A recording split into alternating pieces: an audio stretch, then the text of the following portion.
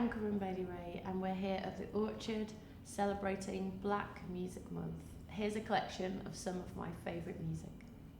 I have so many favourite legacy artists. I mean, really, they're my favourite artists. My favourite artists are all either 60 or 70 or 80 or no longer with us. You know, I love this era of American music, you know, the late 60s and the 70s.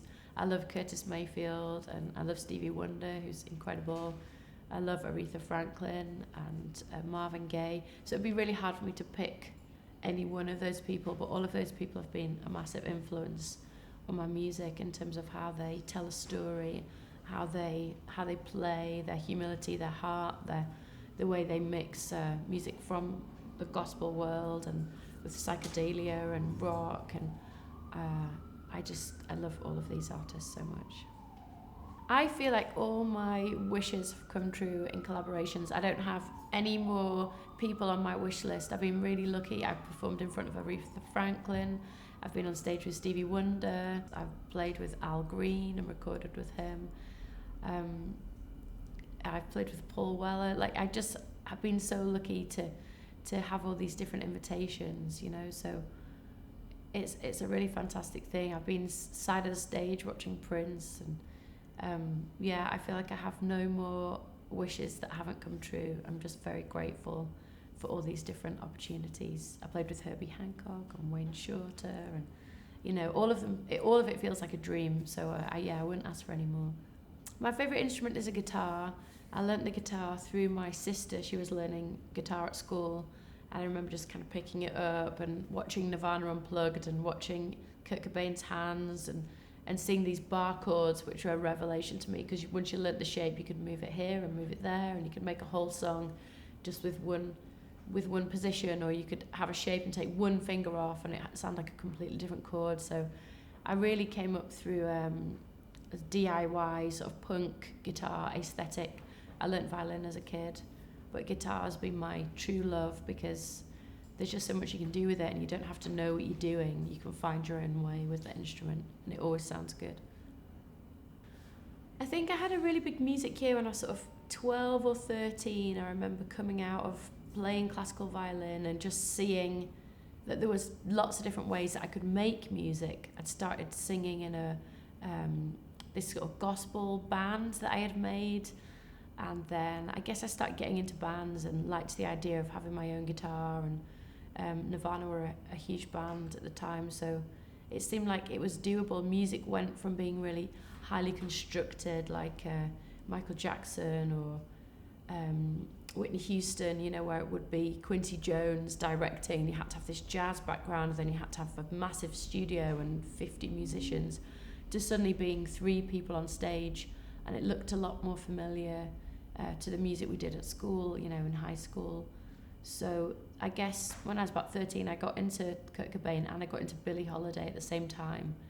And these 2 voices were really influential on me because they had all this texture in the voice like I did. So it was a way into singing, whereas before I'd always thought of singing as having to be really polished and slick and full of runs like a Whitney Houston or Mariah Carey. And so hearing these voices was my invitation to make my own music. Impactful album for me. A really important album for me would be Curtis Mayfield's There's No Place Like America Today. I think I discovered it at a really hard and sad time in my life, and I was going on a big road trip. I was away for about 6 weeks, and we were driving across France in a camper van, and we were staying in all these little mountain towns, and it was kind of like a new start in my life. I'd had a big loss, and it felt like the end of definitely the first act, and so this music came to me, and it was so healing and soothing. And Curtis, he's just got this magical thing that he does on the guitar with the way he's so light in his fingers, and I don't know, I just felt that went really deep into me, the guitar playing and the feel of the music and the gentleness. You know, he has such a spirituality around his music. So No Place Like America Today I'll always remember as being part of my sort of road back into life, and you know, part of being on the road and seeing all these, you know, villages go past. And yeah, it's a really important record for me. I remember the first single I ever purchased, and it was a Prince song, which I think I hadn't heard, but it was in this, we used to go to this seaside town, and there was a record shop that sold really cheap records, so it might have been that this record had come out a few years before, but it was Thieves in the Temple, and it was the 45 of Thieves in the Temple, and I remember it being really cheap, like it was 50p or it was £1, you know, I could afford it with my own money. And I remember just thinking, like, I can't believe I've managed to get something so cool just for me that I can afford. And so I was so happy to have Thieves in the Temple. And I also remember having Let's Talk About Sex on 45 as well. And then I remember on my 13th birthday, I bought I Love Your Smile by Shanice on tape.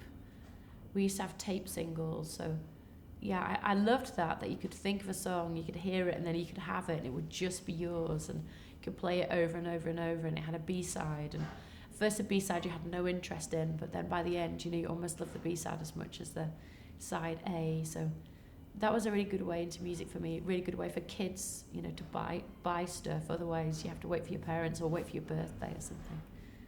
The first concert that I ever attended, I mean, it probably will have been a classical concert. I used to play violin when I was a kid, and I was a leader of an orchestra. And so I'm sure the first thing I ever went to would either have been something I played in, or maybe something that my sisters performed in. I grew up doing ballet and classical music, so it will have been something like that. I'm trying to remember that the first ever. I think I saw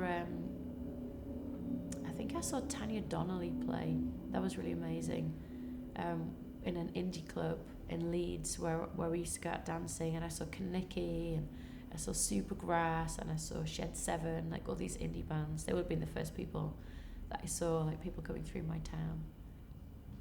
The first city I performed in will have been my hometown, you know, in Leeds. When I first got my band together, it was through some kind of youth camp, you know, where you play to the adults, you know, play to the parents, and we got a good response, you know, naturally, because everybody's parents are really nice. So I remember that feeling of, like, I think we covered like Rosemary by Lenny Kravitz, and you know, the parents loved it, and it felt quite a sort of closed circuit, you know, like shooting fish in a barrel or whatever, you know, we didn't get real feedback.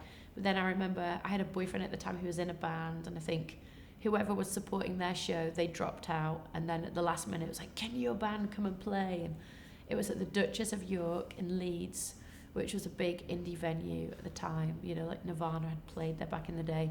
And so it was really exciting. I think we had to make up some songs, so our set was, you know, the full 25 minutes.